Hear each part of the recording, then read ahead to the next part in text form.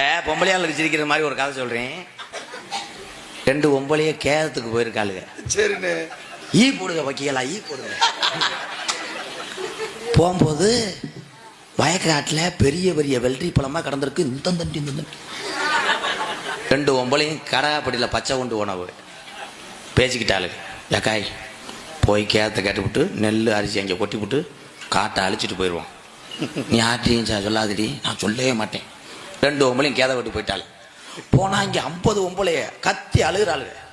பூரா மூக்கெல்லாம் சிந்தி கத்தி அழுகுதுங்க. பாவம் செத்தது ஆம்பளையா. இந்த 2 முண்டையிலும் நடு கூட்டத்தில் விலகிக்கிட்டு முக்காடை போட்டுக்கிட்டு ஒப்பு வைக்கிறா. ஒரு பொம்பளை ஏக்கா கொடி கொடியா வெள்ளரிக்கா என்ன பார்த்தா ஐயா ஓம்பளத்தோட பெருசா இருக்கும்டா.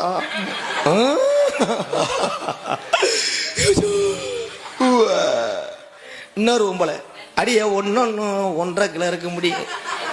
நம்ம ஒவ்வொன்றும் 1.5 கிலோ இருக்க முடியும். என்ன பார்த்தா ஐயா. இன்னொரு பொம்பளை நம்ம போகும்போது அது காட்டை அழிச்சிட்டு போயிரும். இந்த தோட்டத்துக்காரி இவ பக்கத்துல உட்காந்து அழுது 2 முட்டைக்கு தெரியல. அவ ஆரம்பிச்சிருக்கா. அடி சக்காலத்தி மகளெல்லாம் பிடிங்கி தொலைச்சிடாதி அடி. நான் விதைக்காக தாண்டி 2 வளம் போட்டு வச்சிருக்கேன். உடனே இந்த 2 பொம்பளையும் ஏக்க உங்க வளம்னு தெரியாதக்கா நாங்க வாரம் முக்கான அரைப்பொடி மூக்க அவ மேல சிந்திட்டு நான் ஏன்னா